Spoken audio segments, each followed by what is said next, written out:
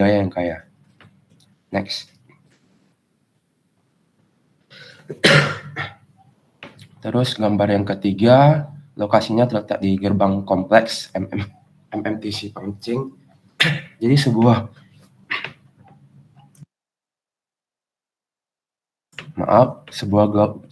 gerbang yang besar dan megah yang memimpin ke suatu kompleks perumahan.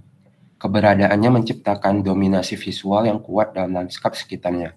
Dengan desain yang mencolok dan ukuran yang besar, gerbang ini menambahkan nuansa kemegahan dan keanggunan pada lingkungan sekitarnya. Keberadaannya juga seringkali memiliki arti simbolis sebagai pintu masuk menuju komunitas yang memberikan nuansa eksklusivitas dan pentingnya tempat tersebut. Next. Kemudian gambar yang ketiga yaitu Tugu Apollo. Jadi tugu ini dianggap sebagai contoh yang mencolok dari bangunan skala monumental. Salah satu alasan utamanya yaitu ukurannya yang mengesankan. Kemudian pada saat mengunjung, saya merasa seperti bangunan ini sangat monumen karena skalanya juga gigantis, menjulang tinggi ke atas. Dengan tinggi yang mencolok, tugu ini mendominasi lanskap sekitarnya dan menjadi titik fokus yang tak terbantahkan. Tidak hanya itu, arsitekturnya yang megah dan ornamen yang mengesankan menambahkan nuansa kemegahan, sehingga membuat tugu ini menjadi ikon yang sangat mencolok dalam kota Medan. Selain itu, Tugu Apollo ini memiliki makna sejarah dan budaya yang penting sebagai monumen yang didedikasikan sebagai simbol perjuangan pertempuran Medan Area. Next. Selanjutnya akan dilanjutkan oleh teman saya.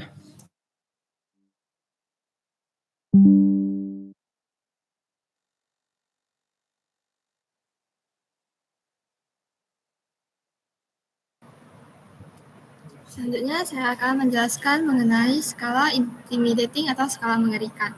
Skala intimidasi merupakan skala ruang luar di mana saat kita berada dalam ruang luar tersebut, kita memberikan kesan mengintimidasi pada kita yang dikarenakan area sekitar ruang luar yang terkesan lebih tinggi. Yang pertama yang kami kunjungi yaitu taman pada apartemen Podomoro City Daily di Medan. Nah, ini merupakan sebuah lorong penghubung antara outdoor apartemen dengan taman luar apartemen. Nah, di ruang luar ini dapat kita lihat kita berada di sebuah ruang di mana sekeliling kiri dan kanan kita itu merupakan bangunan apartemen yang tinggi menjulang ke atas, sehingga memberikan kesannya mengintimidasi pada kita yang berada di tengah-tengahnya. Yang kedua juga merupakan salah satu sudut ruang luar berada di Taman Podomoro City Daily Medan. Di sekeliling ini dapat kita lihat bangunan yang sangat tinggi memberikan kesan bahwa kita menjadi sangat kecil di tengah-tengahnya.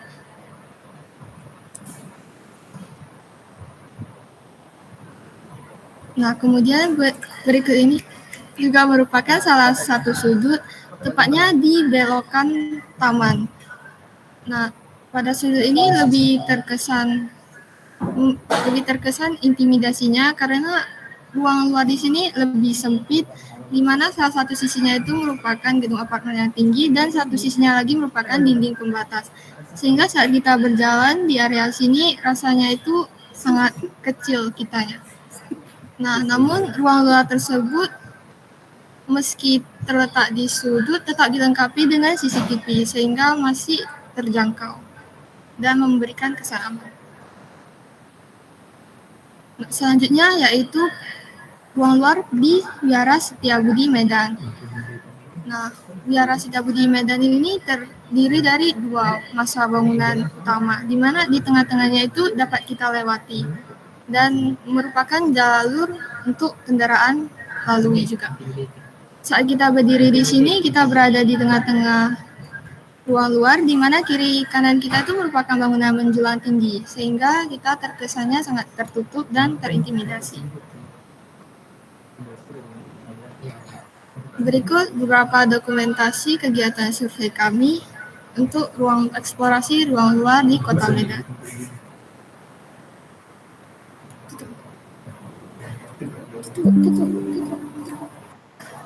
Baik, ada respon untuk kelompok 1. Ada yang mau menanggapi?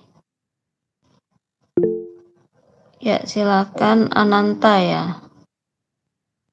Ya, silakan Ananta.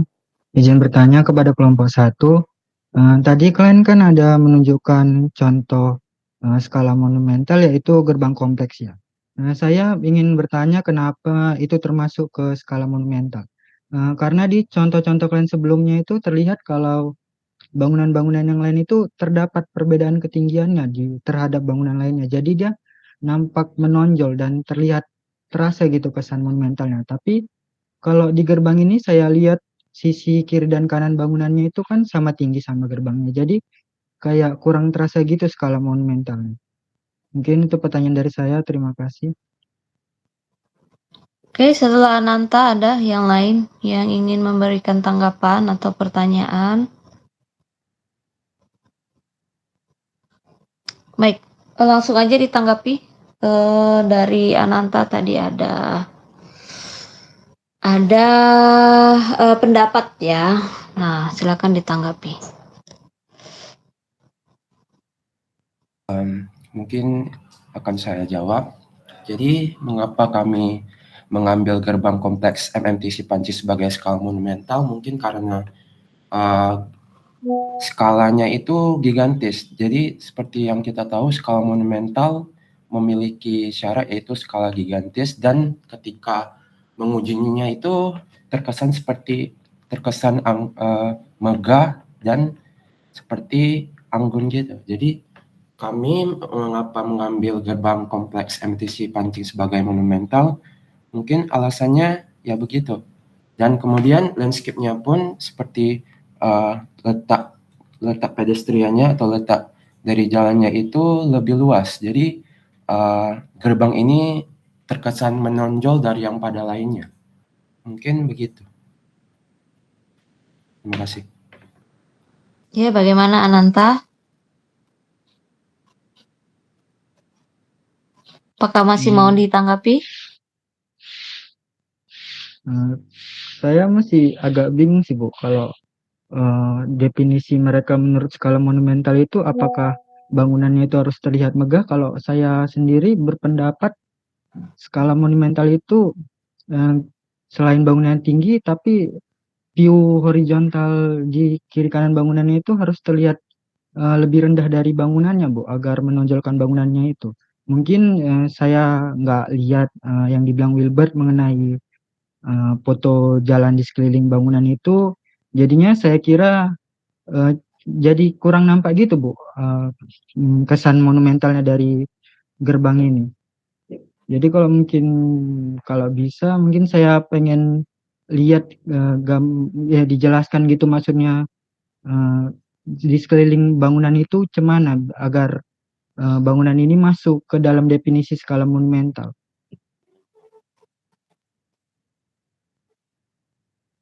Oke, apakah bisa diperlihatkan kondisi di sekitarnya, misalnya jalur pedestriannya itu lebarnya berapa sih? Atau jarak dari jalan ya, itu lebarnya berapa? Kemudian untuk ketinggian gerbangnya ini berapa? Apakah seimbang ya? Apakah bisa diperlihatkan datanya atau kalian belum persiapkan atau tidak dipersiapkan?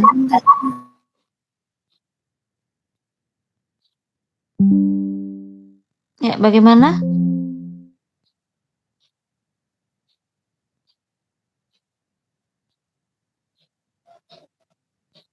Atau ada tanggapan lagi dari kelompok 1 ya? Silakan Felicia.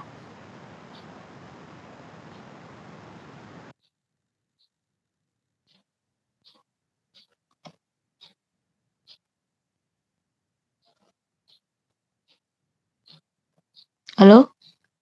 Ada tanggapan lagi?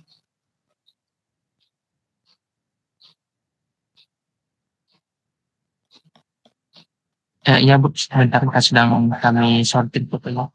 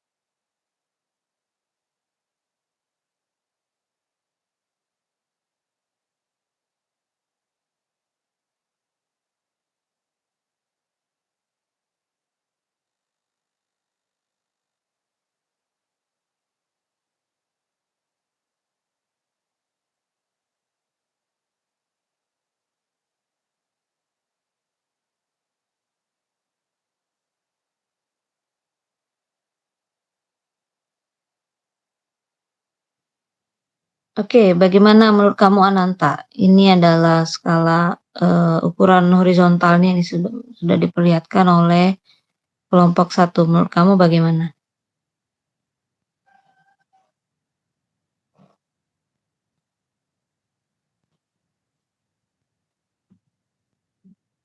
Masih terlihat apa ya Bu, gerbangnya terlalu dari kiri ke kanan kayak sama ketinggiannya. Saya rasa masih kurang gitu kesan monumentalnya. Saya Oke. izin menambahkan, Bu. Iya. Kami menganggap ini skala monumental karena dibandingkan dengan skala manusianya, Bu. Jadi karena dapat kita lihat dibandingkan ukuran manusianya, gerbang ini kesannya sangat tinggi gitu dibandingkan manusia yang ada di bawahnya. Oke, iya ada 2 pendapat ya. Ada lagi yang mau menanggapi? Saya nggak tahu apakah objek yang ditanggapi sama atau berbeda. Ya, silakan Faiz.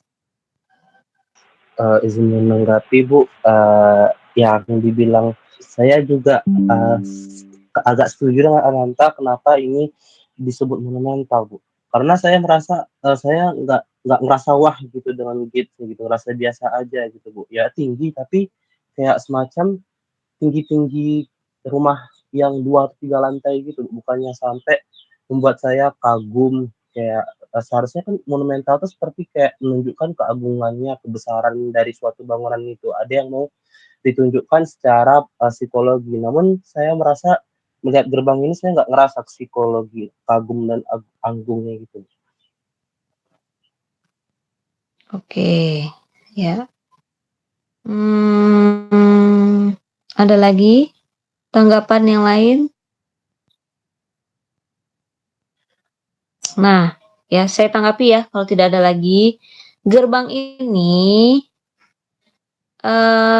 menunjukkan ya, dia kan ukurannya besar ya. Ukurannya memang besar.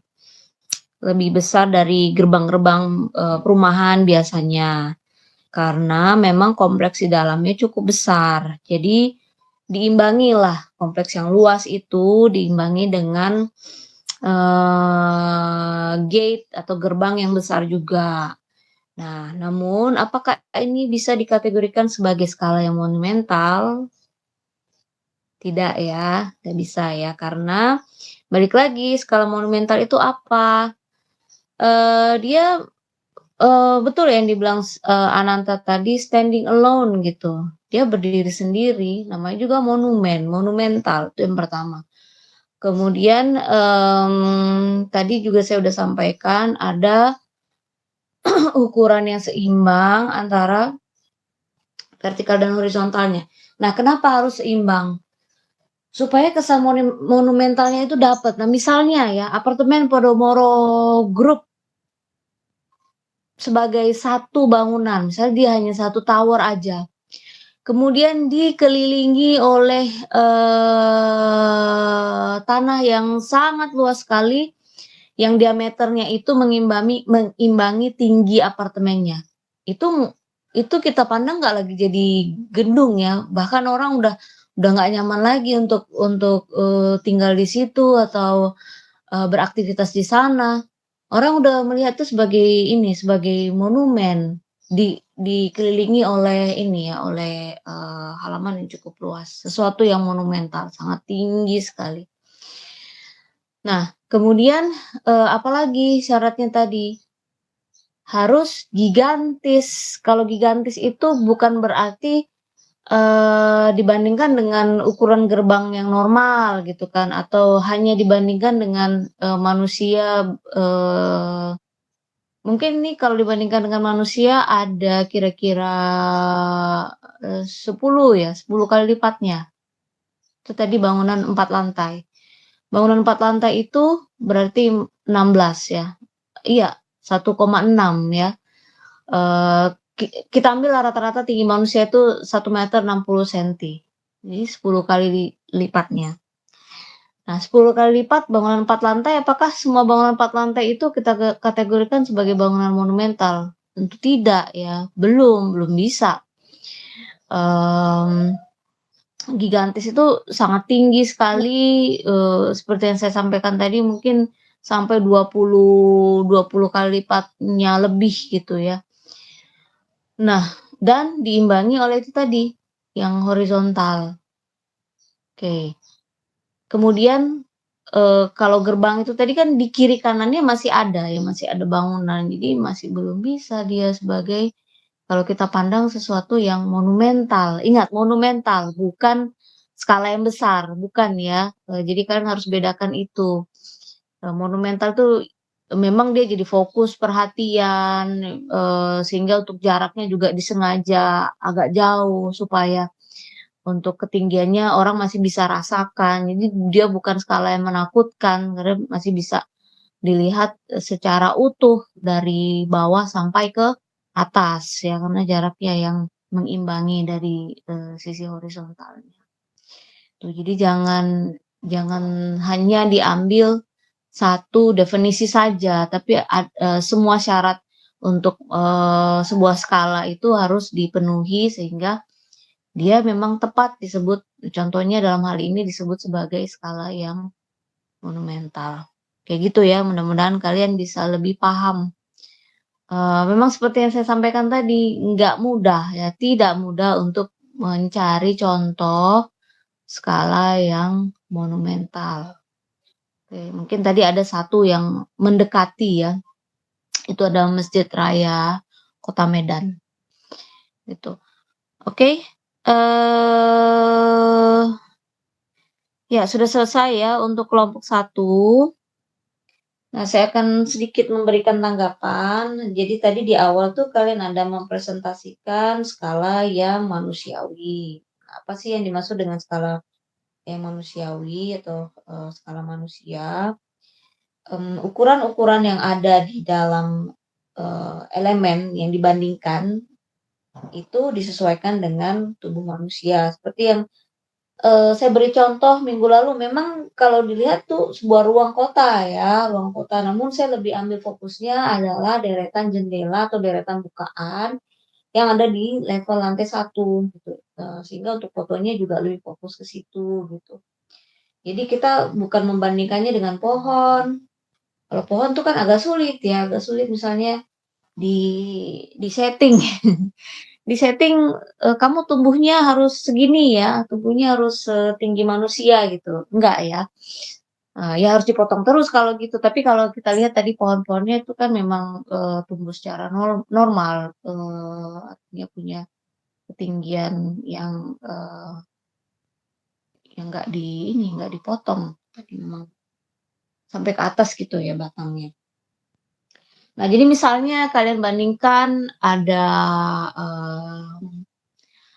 pintu, ada jendela sebagai ruang luar, atau ada pergola, ada kanopi ya di eksterior yang ukurannya itu disesuaikan dengan tubuh manusia. Barulah dia disebut sebagai skala yang manusiawi. Ruang yang terbentuk di dalamnya itu atau yang dibatasi oleh elemen-elemen tersebut sebagai skala yang manusiawi ya. Oke. Nah, gerbang tadi ini juga jadi note saya ya, jadi catatan saya tuh. Kalau yang saya catat di sini gerbangnya kurang diimbangi dengan jarak ya, kemudian dia bukan elemen yang jadi fokus gitu ya, karena masih ada elemen di sekitarnya yang tingginya sama gitu. Nah, kemudian ada Tugu Apollo tadi. Memang dia sebuah tugu, kemudian berdiri sendiri, ya. Ada jaraknya juga untuk melihat sampai ketinggian yang di atas. Namun dia tidak memenuhi satu syarat lagi, ukurannya kurang gigantis ya untuk Tugu Apollo tersebut. Oke, gitu ya. Terima kasih buat kelompok 1 yang sudah presentasi. Nah, kita akan lanjutkan lagi kelompok berikutnya ke kelompok 5. Silakan kelompok 5.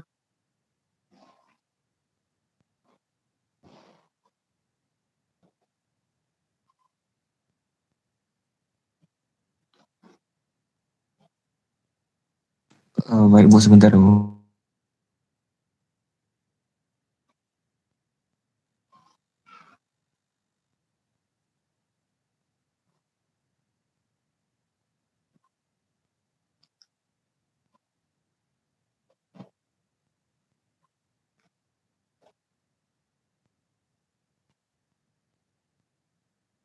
Oke baik, Assalamualaikum warahmatullahi wabarakatuh. Selamat pagi buat kita semua. Kami dari kelompok 5 akan mempresentasikan mengenai skala pada ruang luar perancangan landscape.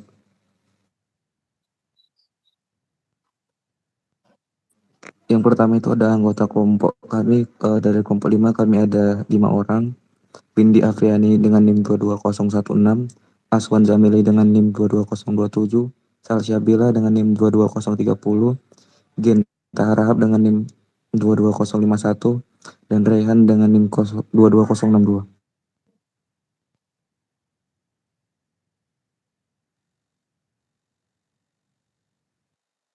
Yang pertama, skala monumental merupakan skala yang luas dan besar melebihi ukuran standar manusia. Pada umumnya, skala ini diaplikasikan pada ruangan yang memiliki nilai-nilai keagungan seperti tempat peribadatan. Rasakan ruangan dalam bangunan tersebut terasa luas dan megah sehingga memberi kesan spiritual dan keagungan. Skala monumental juga dapat dirasakan pada bangunan-bangunan seperti museum, mal, istana, tugu, dan lain sebagainya. Beberapa cara untuk menentukan skala ruang monumental.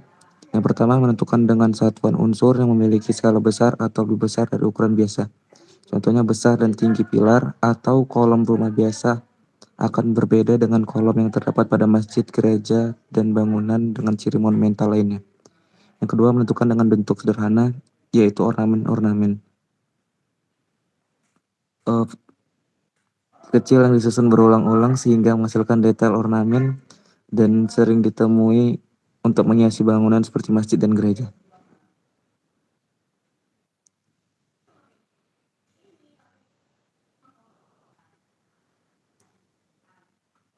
Pada kali ini untuk studi lapangan kami mengambil tugu di PRSU yang dimana bidang vertikalnya sangat tinggi tetapi dibarengi juga dengan bidang horizontal bawah yang luas sehingga membuatnya terkesan dalam skala monumental. Dan juga kita merasa kecil ketika berada di dekatnya dan ketika jauh kita merasa kemegahan ketika melihatnya. Yang salah satu hal yang dapat dikatakan skala monumental adalah bangunan ini berdiri sendiri, tidak dibarengi oleh bangunan apapun dan juga terlihat mencolok.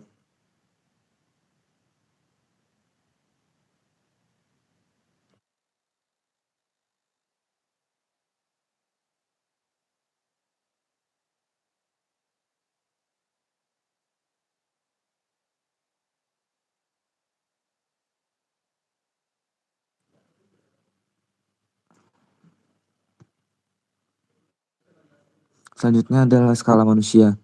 Biasa disebut skala normal, skala ini merupakan jenis skala yang relatif sedang, tidak terlalu tinggi ataupun terlalu rendah, mengikuti standar ukuran manusia. Jenis skala manusia ini cocok untuk diterapkan pada ruangan kerja, ruangan tidur, ruang belajar, dan ruang lainnya yang membutuhkan kegiatan dengan sirkulasi yang efisien. Ruang kerja dengan skala manusia dapat membantu meningkatkan produktivitas dan lebih mudah dalam mengorganisir kegiatan. Cara untuk menentukannya, mengukur besaran ukuran pintu, jendela, tinggi plafon dengan ukuran yang wajar dan fungsional sesuai proporsi dan ukuran standar aktivitas manusia.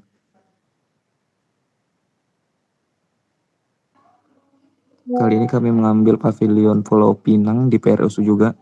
Seperti namanya, terasa normal atau biasa saja pada ruangan dengan skala ini. Seperti banyakkan ruangan yang kita alami setiap hari.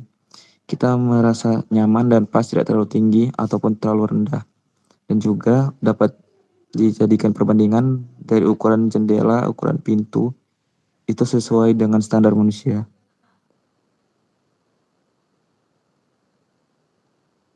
Skala ruang intim. Skala ruang intim itu merupakan skala yang bidang vertikal dan bidang horizontalnya itu seimbang, tetapi dengan ukuran yang relatif kecil.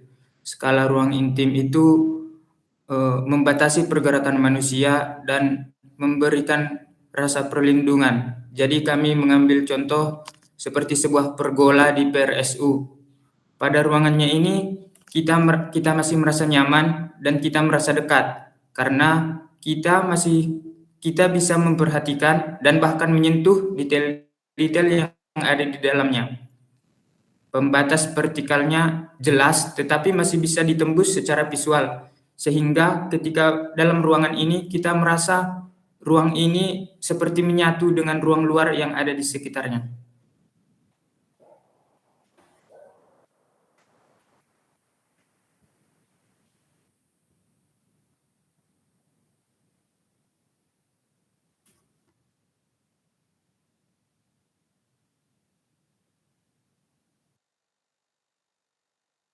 Baik, selanjutnya adalah skala menakutkan. Skala ini bukan berarti menakutkan seperti film horor, melainkan skala ini memiliki ukuran ketinggian yang jauh berbeda di atas skala ukuran manusia. Skala jenis ini akan terasa ketika melewati sebuah jalan yang di sisi kanan dan kirinya terdapat bangunan-bangunan tinggi yang letaknya saling berdekatan, sehingga dapat dirasa sangat kecil dibanding bangunan tersebut. Itulah yang disebut dengan skala mengejutkan atau menakutkan. Contoh yang kami ambil adalah sebuah lorong antar bangunan di Jalan Iskandar Muda, dikarenakan bidang vertikal yang jauh lebih tinggi dibanding dengan jarak horizontalnya, membuat merasa tidak nyaman seperti terhimpit. Visual kita juga terorientasi dibatasi hanya ke arah ujung lorong tersebut.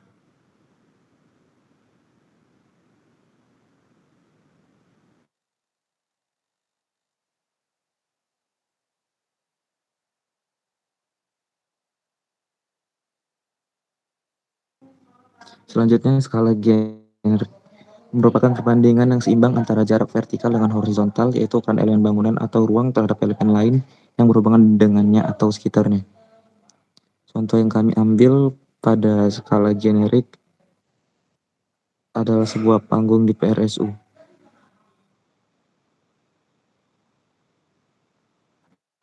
Di mana perbandingan antara jarak vertikal dari luas panggung dengan horizontal dari luas wilayah seimbang sehingga tidak terasa bangunan yang terlalu mencolok seperti monumental ataupun terhimpit seperti menakutkan yang menciptakan skala generik. Jadi pada stadium ini masih memiliki objek visual horizontal yang begitu luas. Demikian presentasi dari kelompok kami. Apabila ada salah atau kurang, kami mohon maaf, dan apabila ada pertanyaan atau kritik saran bisa disampaikan. Terima kasih. Oke, silakan kelompok yang lain untuk mengajukan pertanyaan atau ada tanggapan. Ya, Bella. Selain Bella, ada lagi? Oke, Bella langsung aja disampaikan tanggapan atau pertanyaannya. Baik, terima kasih untuk kelompok Rehan, presentasinya sangat bagus. Adapun saya ingin bertanya tentang skala generik ini, tadi adalah panggung yang ada di PRSU ya. Jadi bagi saya, skala generik itu dibandingkan antara satu dengan satu yang lainnya. Tadi panggung tidak bisa dibandingkan dengan bangunan yang di sampingnya karena dia hanya ada sendirian di situ kan, karena di depan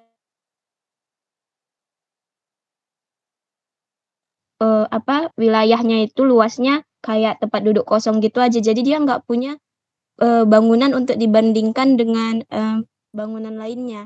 Jadi bagaimana itu? Apakah menurut kalian ini sudah masuk ke skala generik atau tidak? Terima kasih, itu aja untuk kelompok Rehan.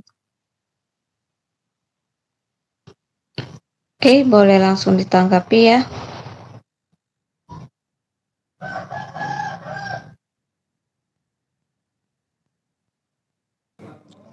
Baik, terima kasih sebelumnya pertanyaan dari Bella. Izin kalau dari saya pribadi dan untuk kelompok 5 yang lain, kalau misalnya ada pendapat boleh disampaikan. Kalau dari saya, perbandingan dia dengan bangunan yang lain adalah kalau bisa dilihat dari belakang podium itu ada bangunan panjang atau bangunan yang biasa dengan ukuran skala manusia.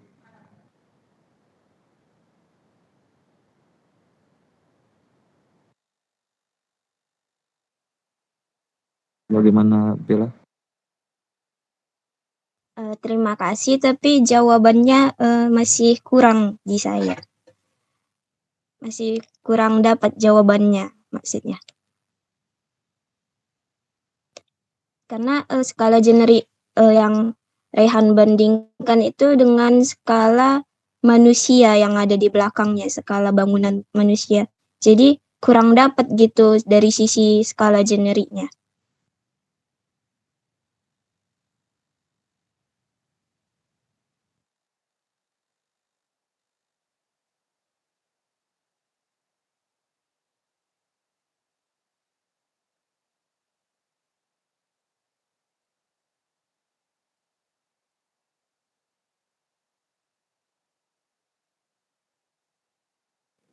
Maaf, boleh diulangi?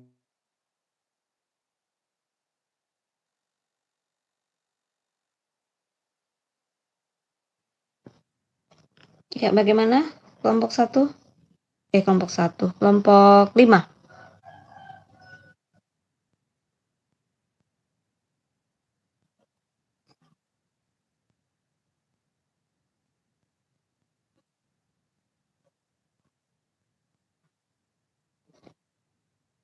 Oke, di sini coba ya, saya membaca narasi yang kalian buat ya. Skala generik merupakan perbandingan seimbang antara jarak vertikal, horizontal, ukuran elemen bangunan atau ruang terhadap elemen lain berhubungan atau sekitarnya.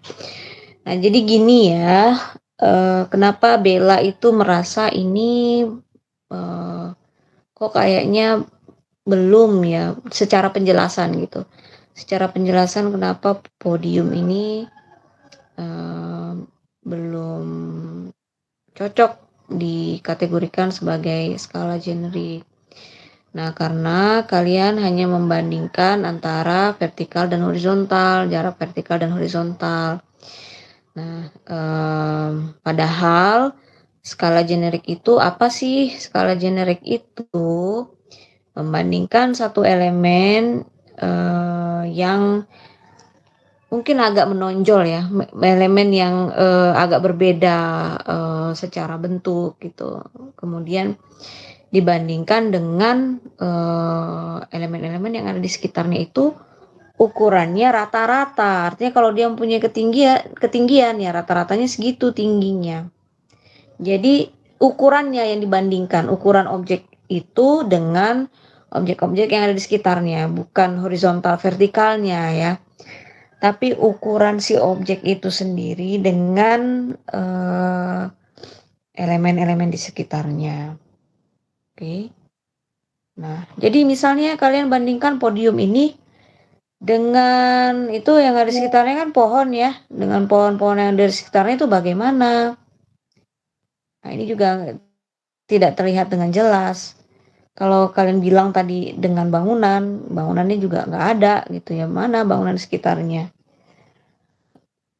Nah, jadi antara foto kemudian antara narasi yang kalian buat di sini itu harus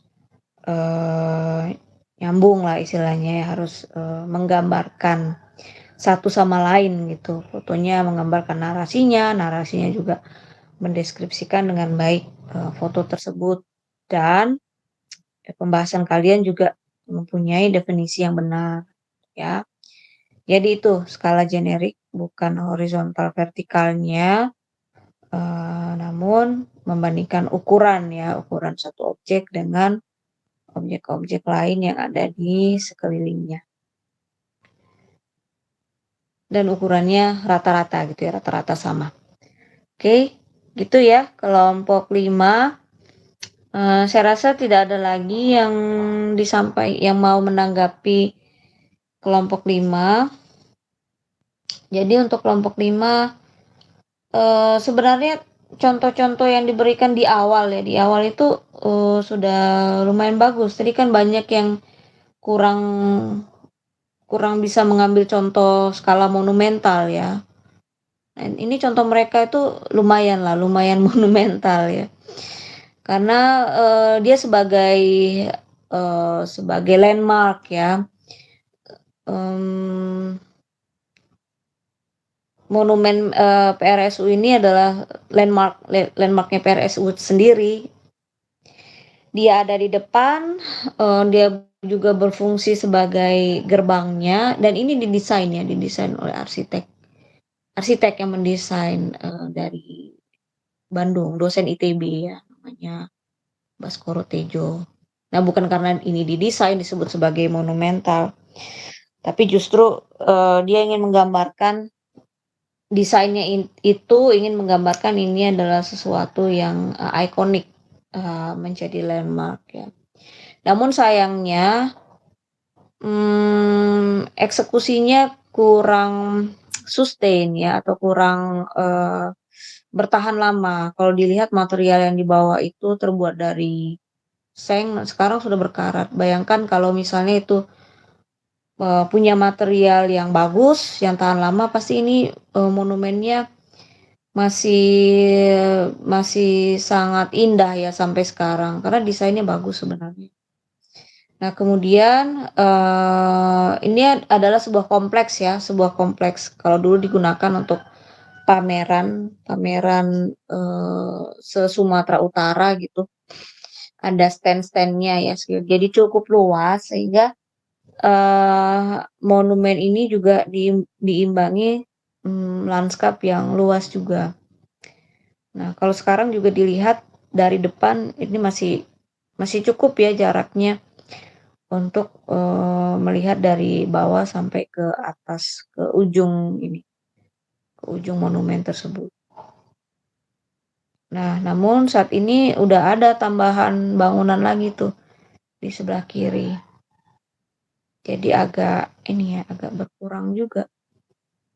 Agak berkurang kesan horizontalnya. Oke, namun awalnya ini punya konsep seperti itu, dia mau dijadikan sebagai landmark kawasan tersebut ya. Oke. Nah, kemudian untuk skala yang manusiawi itu juga mereka cocok ya mengambil contohnya. Nah, ini kan dibandingkan ketinggian jendelanya, pintunya ini masih sesuai dengan ini ya, ukuran tubuh manusia. Oke, hanya tadi itu memang skala yang generik itu kurang contohnya kurang cocok gitu. Oke. Ya. Nah, begitu untuk kelompok 5. Terima kasih buat yang presentasi dan juga yang bertanya ya.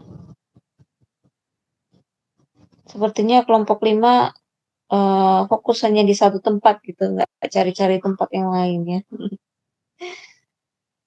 Oke, kita lanjutkan berikutnya ke kelompok 6.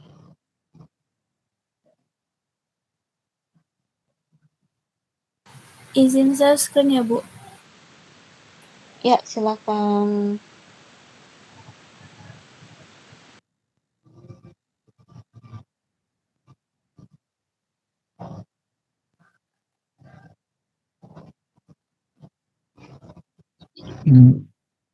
Selamat pagi Ibu dan teman-teman sekalian. Kami dari kelompok 6 yang beranggotakan Adistia Ninaya dengan NIM 22002, Faiz Anargi Harahap dengan NIM 22013, Debbie Artika Lijaya dengan NIM 220014, Tasya Salsabila dengan NIM 22019, dan saya sendiri Ananta Chandra dengan NIM 22060. Kami di kelompok ini akan membahas mengenai eksplorasi skala dalam ruang-ruang. Yang pertama itu ada pengertian dari skala sendiri.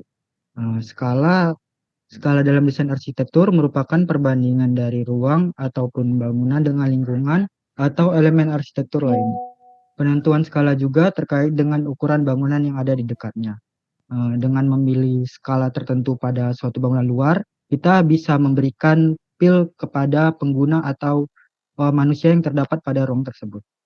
Jenis-jenis skala sendiri ada skala generik, skala intim, skala manusia atau normal, skala monumental atau megah, dan skala menakutkan atau mengejutkan.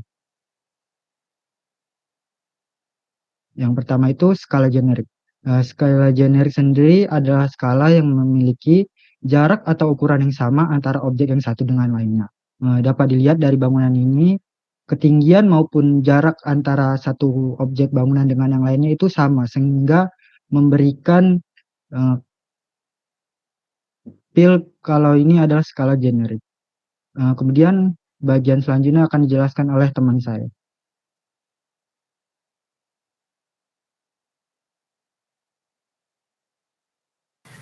Baik Bu, saya akan menjelaskan tentang skala intim. Untuk skala intim sendiri itu merupakan jenis skala yang lebih kecil, jenis skala ruang yang kecil dari ruangan pada umumnya. Dan skala intim ini memberikan rasa perlindungan bagi manusia yang ada di dalamnya. Sebagai contoh ini, kami mengambil contoh di Immanuel Protestant Church itu yang di Jalan Diponegoro, dan ini yang untuk foto ketiga itu di klinik gigi Advent. Untuk selanjutnya akan dibahas oleh teman saya. Baik, terima kasih kepada Profesor Sadila. Berikutnya ada skala manusia. Skala manusia itu juga bisa disebut dengan skala normal. Skala ini merupakan jenis skala yang relatif sedang, tidak terlalu tinggi dan tidak terlalu rendah, mengikuti standar ukuran manusia. Maksudnya skala manusia ini adalah skala yang perbandingannya itu mirip-mirip dengan antropometri manusia. Bisa dibilang seperti contoh yang kiri ini kayak Immanuel Protestant Church, di mana waktu itu ketika kami mensurvei, pintu yang dipakai itu memang pintu sesuai dengan ukuran antropometri manusia, sekitar mungkin 210 cm, dan yang dirasakan ya seperti pintu-pintu normal dengan mungkin aksen-aksen pemanis sesuai tema dari gereja tersebut. Lalu ada BKD Prof. Densi Sumut.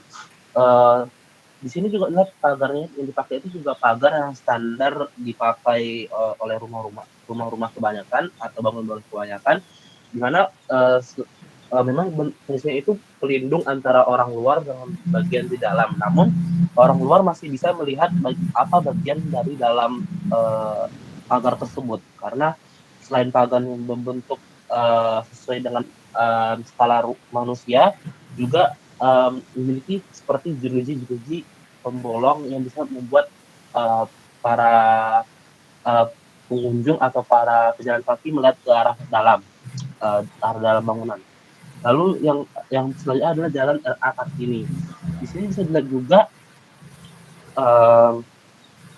atap yang digunakan pada bangunan tersebut juga mungkin manusia, karena tingginya itu seperti tinggi pada rumah-rumah kebanyakan, sekitar 5 atau 6 meter gitu, yang sering dipakai oleh manusia.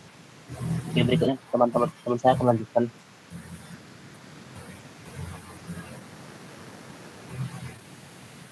Baik, untuk selanjutnya ada skala monumental. Jadi skala monumental merupakan skala ruang luas dan besar yang melebihi ukuran standar manusia. Nah, jadi pada umumnya skala monumental ini diaplikasikan pada bangunan yang memiliki nilai-nilai keagungan seperti tempat peribadatan. Namun tidak hanya itu, biasanya skala monumental juga diaplikasikan kepada bangunan seperti museum ataupun mall. Bisa kita lihat dari beberapa contoh yang kami ambil, yaitu yang pertama ada Auditorium USU, yang kedua ada Masjid Agung Sumatera Utara, dan yang ketiga ada Gereja Immanuel Protestant. Nah, dari gambar ini juga kita semua bisa lihat kalau misalnya ada perbandingan yang sangat signifikan antar manusia dan gedungnya kan. Ya, dari yang pertama auditorium, fasad bangunannya terlihat tinggi, kemudian ada seperti dua elemen di kanan dan kiri sehingga menambah kesan megah, dan yang kedua ada Masjid Agung. Bangunan Masjid Agung ini juga bangunan yang sangat luas dan tinggi, apalagi menara di samping masjidnya menambah kesan skala monumental, dan kemudian tambahan kubah di atas masjidnya membuat bangunannya semakin terlihat megah. Dan yang terakhir ada Gereja Immanuel Protestant. Nah, di tengah bangunan gereja ini ada seperti menara yang menjulang tinggi sehingga menambah kesan yang luas, tinggi, dan juga megah. Nah, karena bangunan skala monumental ini ingin memberikan impresi kepada pembina atau pengamat perasaan seperti kagum dan takut karena bangunannya besar, namun bukan sensasi yang menimbulkan tekanan atau ketakutan, melainkan perasaan yang terkesan spiritual dan agung. Materi selanjutnya akan dilanjutkan oleh teman saya. Baik, yang berikutnya adalah skala menakutkan. Di sini kami mengambil di lokasi Masjid Agung. Ketika kami berada di dekat wilayah bangunan tersebut, skala yang menakutkan yang dipersepsikan orang-orang seperti yang diapit oleh bangunan tinggi itu terasa oleh kami gitu. Jadi kayak kami berada di suatu area di mana ukuran kami yang kecil itu diapit oleh bangunan-bangunan tinggi gitu. Jadi kami seakan dihimpit dan seolah-olah kami akan ditimpai oleh bangunan tersebut. Jadi kami merasa kalau bangunan-bangunan ini itu merupakan skala yang menakutkan.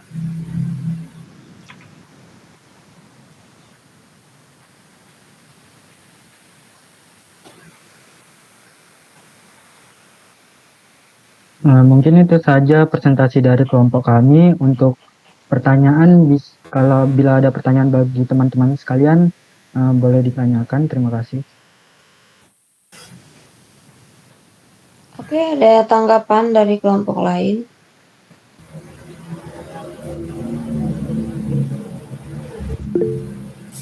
Oke, Tasya. Selain Tasya ada lagi? Ya, silakan Tasya. Rehan.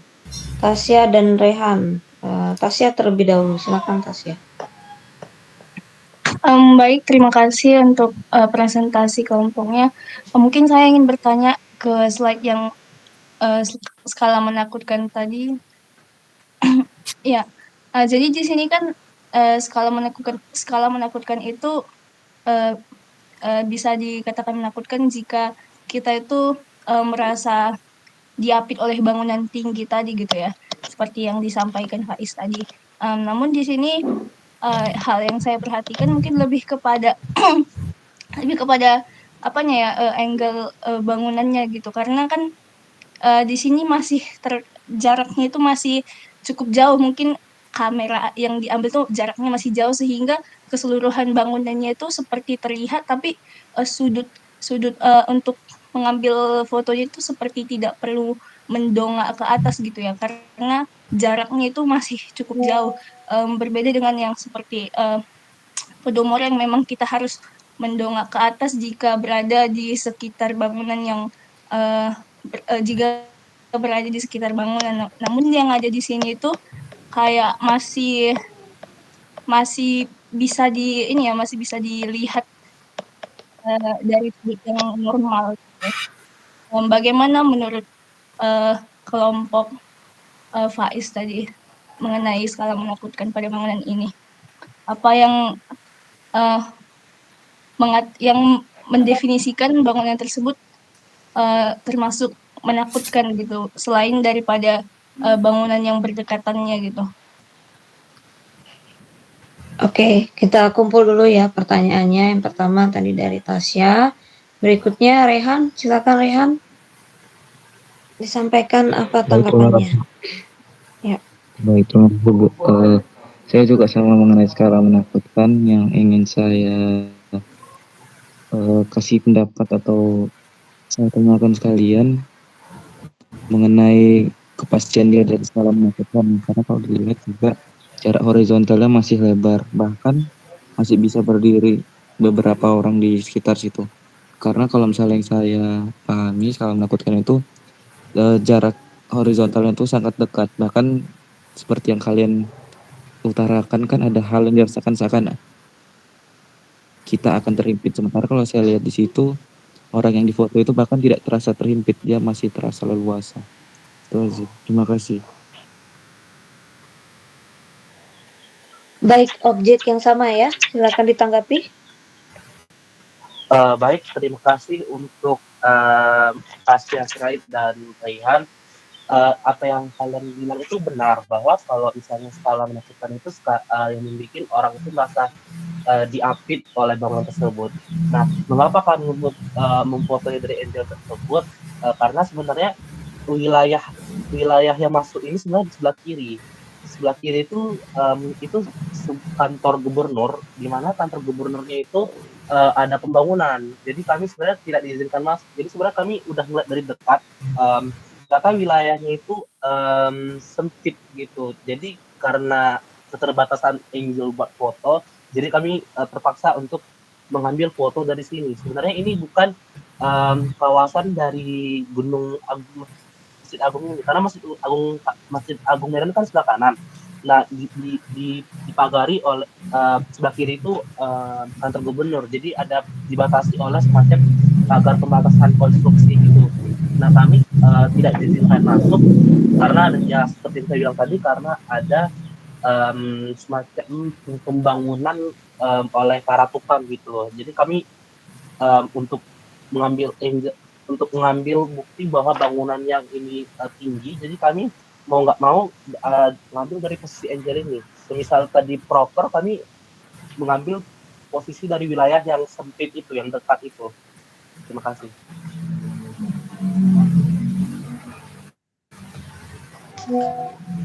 Oke, jadi sudah dijelaskan juga ya, memang ini kan seolah-olah pengamatnya itu adalah ini yang ada di foto ini ya, orang ada di foto ini, kemudian pengambilan fotonya juga harusnya oleh si pengamat itu.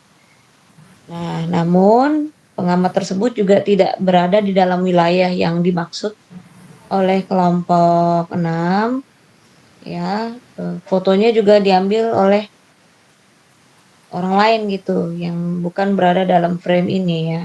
Jadi kurang terasa skalanya. Sebenarnya yang menakutkan itu di sini semenakutkan apa gitu ya. Nah, jadi sebaiknya kalau ada hal-hal seperti ini tidak boleh masuk dan sebagainya, bisa diambil contoh yang lebih ini ya, yang lebih proper gitu, yang bisa menggambarkan skala yang menakutkan tersebut. Oke, sehingga bisa dijustifikasi dengan lebih tepat ya. Baik, kemudian ada pertanyaan lagi atau tanggapan untuk kelompok 6?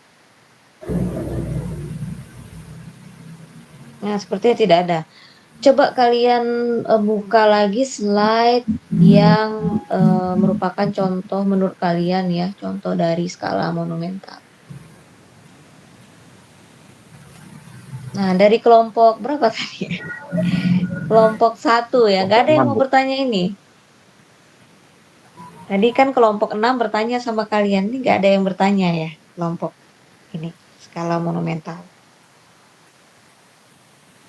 Nggak ada ya, entah kalian memperhatikan atau tidak nih kelompok yang lain.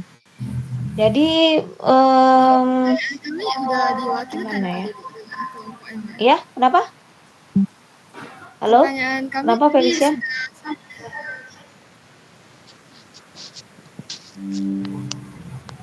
Kurang jelas suara, bisa diulang Felicia, kenapa?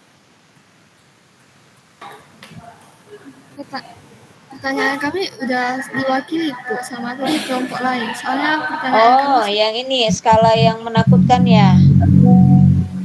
Ya. Bukan skala yang monumental ya. Ya, kelompok yang lain tadi Tasya dan Rehan sama-sama bertanya tentang skala yang menakutkan, bukan bertanya tentang ini. Nah, baiklah. Untuk skala monumental yang diambil oleh kelompok 6 ya.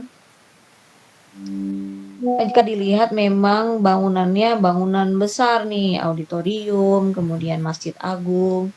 Kalau Gereja Immanuel ini tidak terlalu besar, hanya dia memang ada bagian bangunan yang di depan itu seperti menara ya, yang lebih tinggi dari bagian bangunan. Nah, kemudian di Masjid Agung itu ada sebuah menara di depannya ya. Nah, apakah contoh-contoh ini bisa dikategorikan sebagai skala yang monumental? Kita kan tadi ada beberapa syarat ya yang saya sudah jelaskan. Skala yang monumental itu seperti apa. Jadi bukan hanya dari ukurannya yang besar ya, dari bangunan besar. Misalnya sebuah mall itu besar-besar loh bangunannya, tapi kita kan nggak bilang itu adalah skala yang monumental. Nah, jadi bangunan ini misalnya auditorium USU ya, secara ukuran memang besar, tapi bukan tergolong ukuran yang gigantis gitu ya. Belum dirasa sebagai satu bentuk yang apa ya, yang monumental lah. Nah, kemudian Masjid Agung, memang itu menaranya tinggi sekali ya, menaranya tinggi sekali. Nah, namun kurang diimbangi oleh jarak horizontalnya, sekelilingnya gitu. Apalagi di depannya itu langsung jalan ya, jalan kendaraan. Jadi kurang bisa untuk merasakan ketinggian dari menara yang ada di depan masjid tersebut. Nah, kemudian sama dengan Immanuel Protestant Church ini ya, lokasinya kan berdekatan nih dengan Masjid Agung. Nah, ini juga langsung apa ya, emang ada jarak, ada halaman tuh kita lihat, tapi ada langsung berdekatan dengan jalan raya. Nah, kemudian dari segi ukuran juga kurang ini ya, vertikalnya kurang tinggi lagi. Secara horizontal juga kurang kalau horizontalnya sih sudah seimbang dengan ketinggian menara gereja ini, tapi itu tadi ya, kurang gigantis skalanya, jadi belum bisa kita sebut sebagai skala yang monumental, kayak gitu ya. Baik, saya rasa untuk presentasi hari ini 5 kelompok dulu, jadi masih ada. Terima kasih ya buat kelompok 6 buat presentasinya. Baik Bu, terima kasih Bu. Ya, berarti masih ada satu kelompok lagi yaitu kelompok 3. Jadi minggu depan kita masih kuliah sebelum UTS. Kelompok 3 akan presentasi minggu depan dan saya juga akan memberikan materi yang baru ya. Oke, terima kasih buat kehadiran kalian semua. Jangan lupa untuk mengisi absensi baik yang di e-learning maupun yang fisik ya. Sudah pernah mengisi absensi fisik di kampus? Kelompok. Kelas saya ini TAC ya, kelas C. Sudah pernah? Bu. Udah ya. Jadi sampai pada minggu ini kalian isi di kolom yang ke-6, minggu ke-6 ya. Minggu depan itu sudah pertemuan ke-7 sebelum UTS ya. Baik, terima kasih buat kehadiran dan partisipasi kalian semua. Saya akan tutup pertemuan kita hari ini. Selamat pagi semuanya.